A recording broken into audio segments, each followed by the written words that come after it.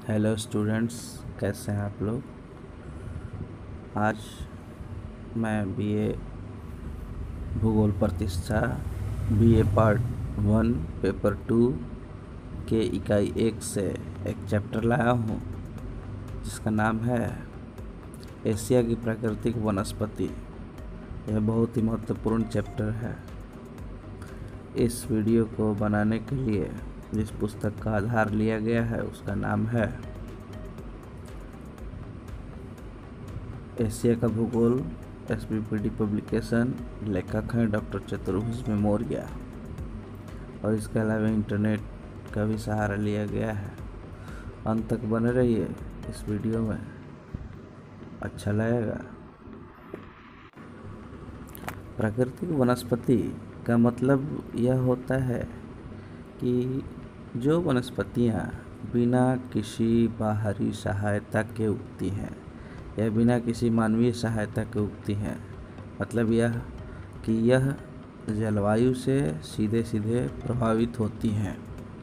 ऐसा नहीं कि आपके घर के आंगन में, घर के बाहर जो ज़मीन होती है उस पे पीछे आपने कुछ पेड़ लगा दिए हैं तो प्राकृतिक वनस्पति है। नहीं, प्राकृतिक वनस्पति गांवों से हटके, शहरों से हटके जो अपने आप उगती हैं, अपना देखभाल करती हैं, बड़ी होती हैं, उनको प्राकृतिक वनस्पति कहते हैं। और इन वनस्पतियों पर पूरा जलवायु का प्रभाव दिखता है। यानी कि वनस्पतियां भी वहाँ की जलवायु की स्थितियों को बयान कर देती हैं। जैसे आपको कहीं झाड़ीदार पौधे मिलते हैं तो इसका मतलब है वहाँ बारिश कम होती है। घास मिलती है तो बारिश कम होती है। जहाँ बड़े बड़े वृक्ष मिलते हैं इसका मतलब वहाँ बारिश बहुत होती है। और जहाँ के वृक्ष के पत्तों की जगह कांटे होते हैं वहाँ बारिश नहीं होती है। जहाँ वृक्ष के छाल मोटे होते हैं वहाँ गर्मी अधिक, बारिश कम। जहाँ की वृक्षों की पत्तियाँ नुकीली होती हैं और कोणधारी टाइप की होती हैं तो समझिए वहाँ ठंड अधिक पड़ती है। इस तरह से प्राकृतिक वनस्पति पूरी जलवायु का निचोड़ होती हैं, निष्कर्ष होती हैं, या उनको बता सकती हैं कि इस एरिया में किस प्रकार की जलवायु है। आपको पता भी होगा कि नेचुरल वेजिटेशन इस पूरी पृथ्वी के लिए कितना आवश्यक है। आदर्श स्थिति के लिए, पर्यावरण के संतुलन के लिए 33% ऑफ लैंड पर प्राकृतिक वनस्पति होना चाहिए, वनों का होना चाहिए। नहीं तो हमारा पर्यावरण असंतुलित हो जाता है। और हमने विगत कुछ वर्षों में ऐसा कर भी दिया है। वनों को काट के खेत बना लिया है, वनों को काट के घर बना लिया है, वनों को काट के सड़क बना लिया है। यानी कि मनुष्य ने जो भी विकास किया है वह नेचुरल वेजिटेशन की कीमत पे ही किया है। और इसी का परिणाम आज हम भुगत रहे हैं। जो तमाम प्रकार की बीमारियां, प्राकृतिक प्रकोप जो झेलने को पड़ रहे हैं, इसी का परिणाम है।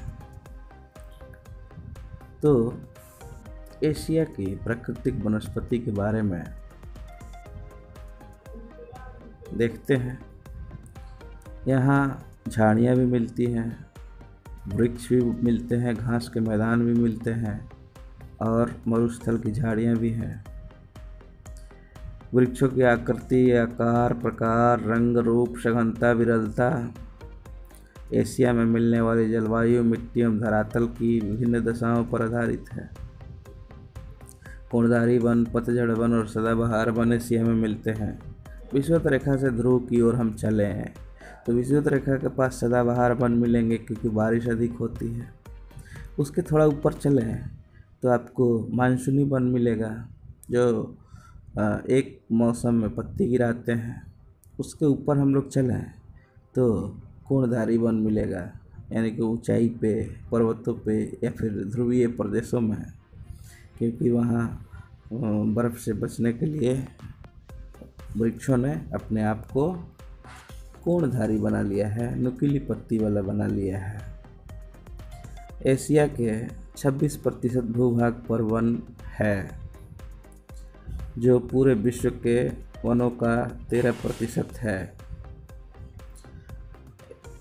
इस प्रकार एशिया में अभी भी वनों की, नेचुरल वेजिटेशन की कमी है, जो यहाँ के आदर्श स्थिति के हिसाब से नहीं है। तो एशिया में देखते हैं कि 5 प्रकार के वन पाए जाते हैं। नेचुरल वेजिटेशन को यहाँ हम अब आगे वन के रूप में संबोधित करेंगे। भूमध्य रेखीय सदाबहार वन, इक्वेटोरियल एवरग्रीन फॉरेस्ट, उष्ण मानसून वन, ट्रॉपिकल मानसून फॉरेस्ट, शीतोष्ण मानसूनी पतझड़ वन, टेम्परेट मानसूनी फॉरेस्ट, कोणधारी वन, coniferous forest, Mediterranean bush forest, भूमध्य सागरीय झाड़ी वन। नेक्स्ट हम देखेंगे ग्रासलैंड, घास भूमियाँ, और next desert vegetation. Desert vegetation मतलब मरुस्थल में पाए जाने वाली वनस्पति, उष्ण मरुस्थलीय वनस्पति, शीतोष्ण मरुस्थलीय वनस्पति, शीत मरुस्थलीय वनस्पति। तो आइए एक एक करके देखते हैं। फर्स्ट, भूमध्य रेखीय सदाबहार वन, इक्वेटोरियल एवरग्रीन फॉरेस्ट। ये कहाँ कहाँ पाए जाते हैं? Indonesia, Malaysia, Philippines, south east India, Sri Lanka और जो भी भूमध्य रेखा के नज़दीक के देश या द्वीप हैं, वहाँ पर ये पाए जाते हैं। इन वनों के मध्य भाग में विभिन्न प्रकार के रंग बिरंगे पौधे और बेल का मतलब जो वृक्षों पे लताओं के रूप में चढ़ते हैं और दलदल दिखाई देते हैं। ये वृक्ष साल भर हरे भरे रहते हैं, इसलिए सदाबहार कहते हैं।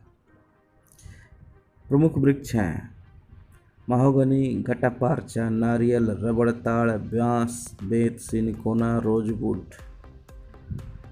इन वनों में सघनता इतनी होती है कि आपको घुसना मुश्किल होता है, और इतनी सघनता के कारण सूरज की रोशनी पाने के लिए ये वृक्ष प्रतियोगिता करते हैं, और इस प्रतियोगिता में ऊपर निकलकर सूर्य की रोशनी पाने के लिए काफ़ी लंबे हो जाते हैं।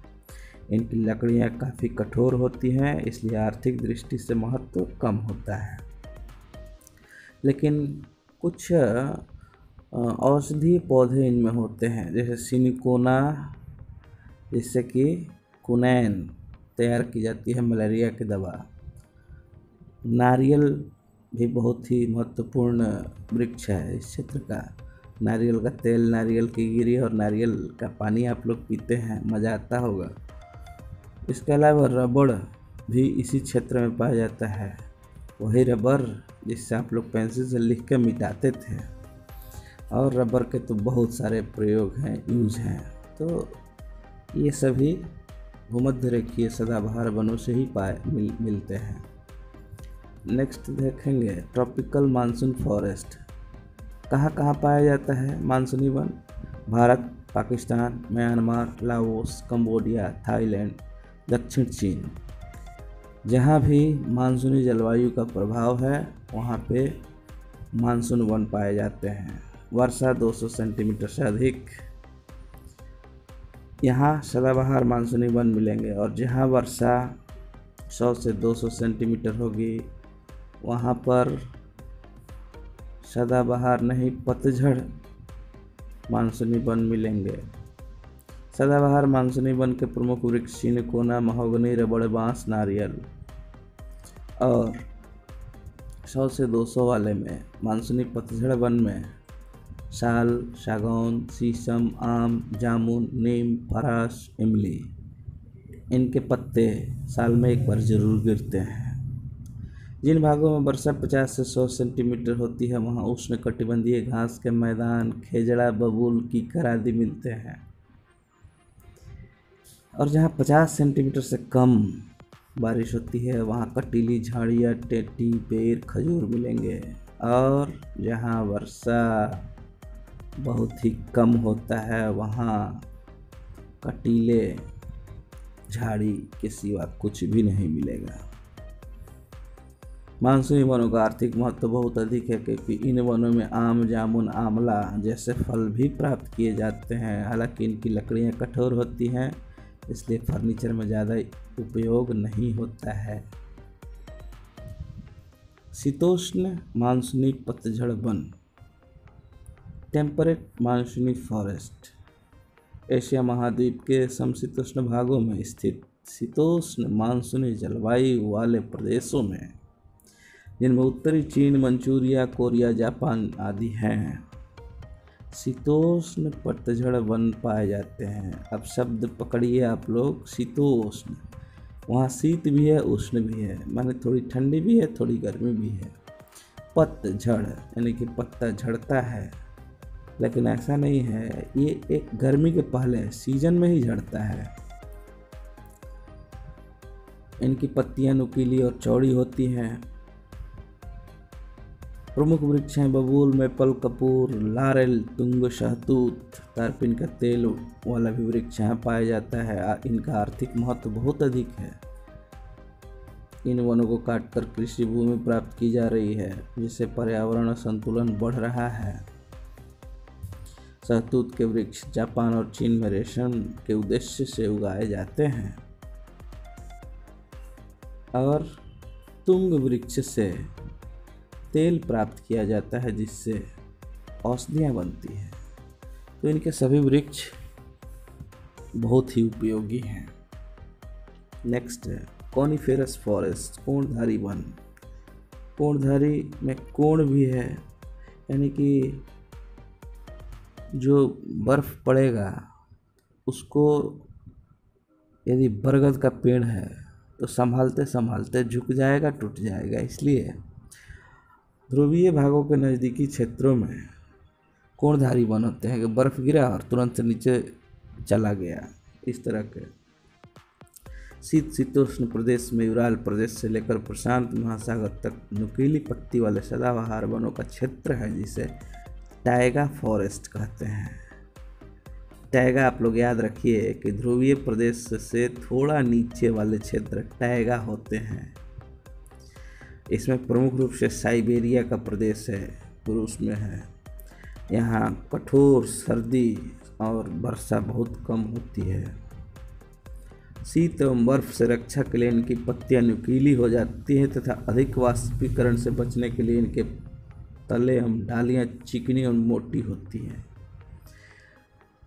और ये वन एशिया के बहुत ही बहुमूल्य मुलायम लकड़ियों के भंडार हैं और इनकी लकड़ियां हल्की भी होती हैं, मुलायम भी होती हैं, इसलिए फर्नीचर बहुत अच्छा होता है। प्रमुख वृक्ष है फर, स्प्रूस, लार्च, चीड़, हेमलॉक, सीडर। इनसे कागज भी बनाया जाता है, लुगदी, दिया सलाई, फर्नीचर। इनका भी कटाई के द्वारा जंगलों का विनाश किया गया है जो हमारे लिए काफ़ी दुख की बात है। प्लाईवुड, तारपीन का तेल, बिरोजा आदि भी इन्हीं वनों से प्राप्त किया जाता है। कागज तथा लुगदी का व्यवसाय पूर्ण रूप से इन्हीं वनों पर निर्भर है।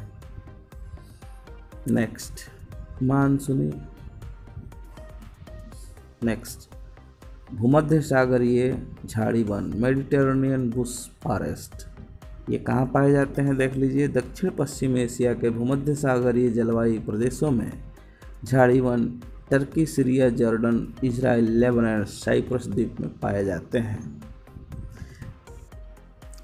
इनका थोड़ा विस्तार इराक और ईरान में भी पाया जाता है। गर्मी तथा वाष्पीकरण से बचने के लिए इन वृक्षों की छालें मोटी, कटीली डालियाँ, चिकनी पत्तियाँ, इन वनों की जड़ें जमीन में अधिक गहराई तक पानी की खोज में चली जाती हैं।